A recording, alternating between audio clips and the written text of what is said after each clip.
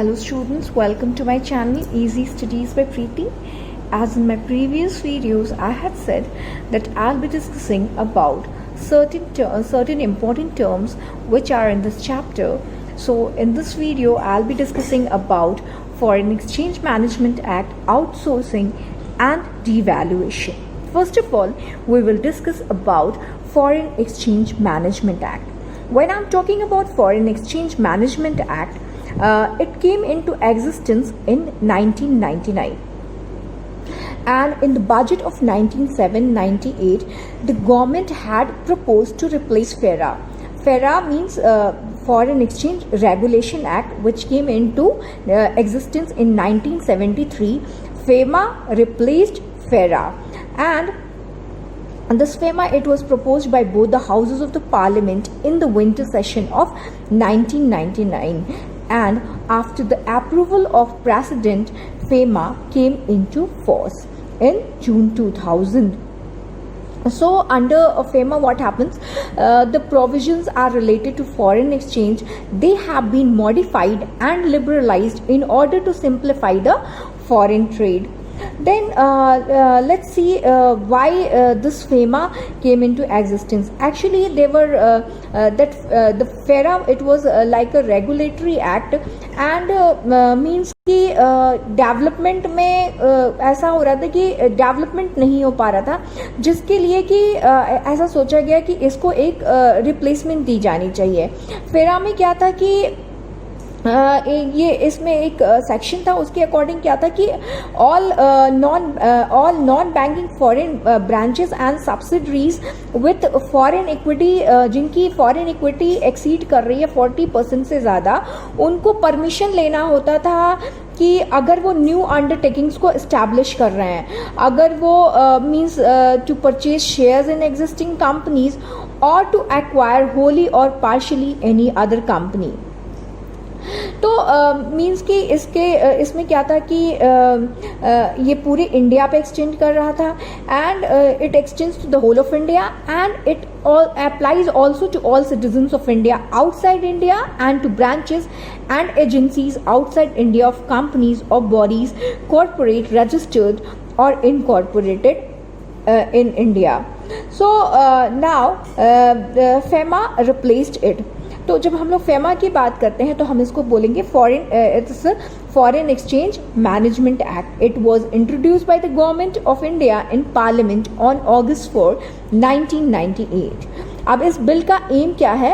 The main aim of this bill is to consolidate and amend the law relating to foreign exchange with the objective of facilitating external trade and payments, and for promoting the orderly development and maintenance of foreign exchange market in India. So now let me tell you the features of FEMA.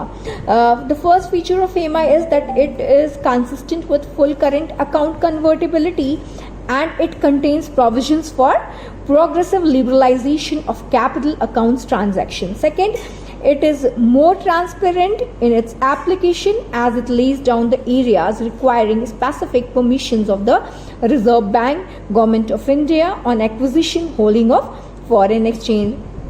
Then it classified the foreign exchange transactions into two categories, that is capital account and current account transactions. It also provides power to the Reserve Bank for specifying in consultation with the central government. Then it gives full freedom to a person resident in India who was earlier resident outside India to hold, own, transfer any foreign security, immovable property situated outside India and acquired when he was a resident. And this act, it is a civil law, and the contraventions of the act, they provide arrest only in exceptional cases. And FEMA, it does not apply to Indian citizens resident outside India. Then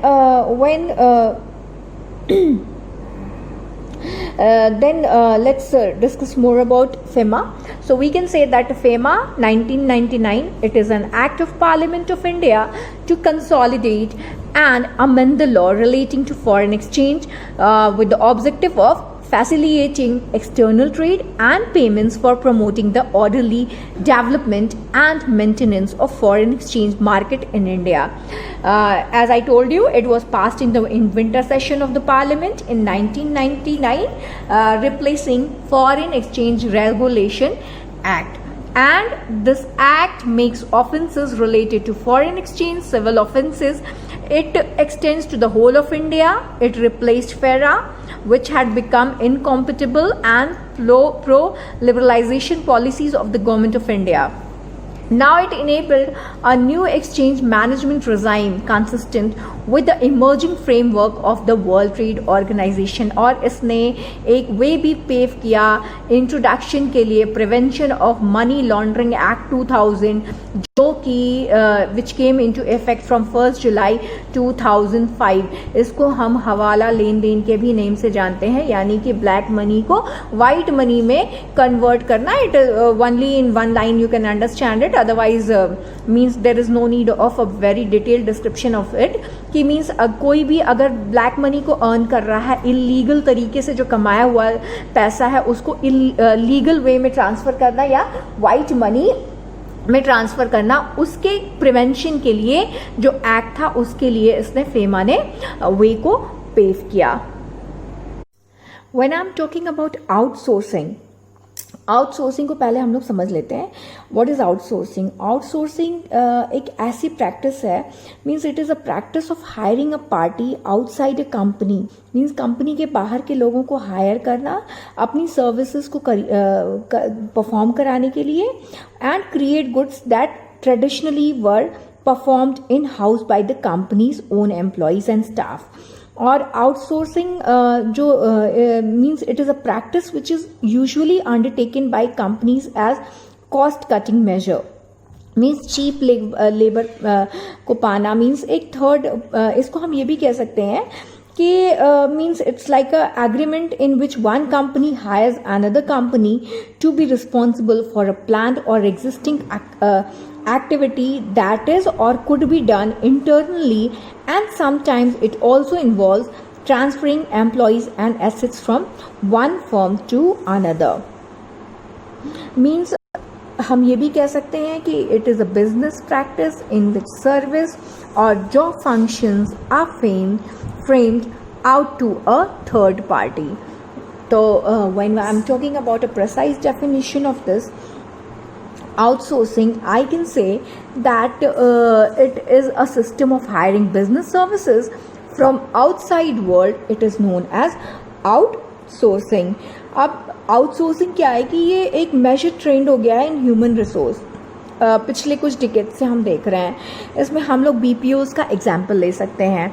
now let's see what are the advantages of outsourcing. Outsourcing के क्या क्या advantages है? First तो easy availability of cheap labour, यानी कि easily cheap labour मिल रहा है. जैसे कि मान लिया कि हमने अभी BPOs का एग्जांपल लिया, उसमें क्या होता है कि दूसरे कंट्रीज़ जैसे एशियन कंट्रीज़ हैं, हमारे इंडिया से लोग वर्क करते हैं फॉरेन कंपनीज़ के लिए. तो यहाँ पे जो उनको पेमेंट की जा रही है, अगर वही उस कंट्री के लोगों को हायर करके वो करते हैं तो उनको ज़्यादा पेमेंट करना पड़ेगा. लेकिन यहाँ पे उनको ईजिली चीप लेबर मिल जा रहा है. Then they have a reasonable degree of skill, virgin market, and lack of competitors, and cheap and abundant availability of raw material. Then revolutionary growth of IT industry in India. Now we will be discussing about devaluation. When I'm talking about devaluation, let me tell you first about devaluation. Means जब हम लोग devaluation की बात करते हैं तो यहाँ पे हम ये कहते हैं कि कोई भी कंट्री जब अपनी करेंसी की जो वैल्यू होती है उसको और कंट्रीज़ की करेंसीज़ के कंपैरिजन में उसकी वैल्यू को कम कर देती है ताकि ज़्यादा से ज़्यादा इन्वेस्टमेंट को बढ़ावा मिल सके, उसको हम डिवैल्यूएशन कहते हैं. अब इंडिया में 1947 से अभी तक 3 टाइम्स डिवैल्यूएशन हुआ है. पहला तो 1949 में, उसके बाद 1966 में और फिर 1991 में. डिवैल्यूएशन होने से क्या होता है कि एक्सपोर्ट में कमी आती है और जो इंपोर्ट होता है वो बढ़ता है. तो now we can say that devaluation is the deliberate downward adjustment of the value of country's money relative to another currency, group of currencies, or currency standard countries that have a fixed exchange rate or semi-fixed exchange rate use this monetary policy tool.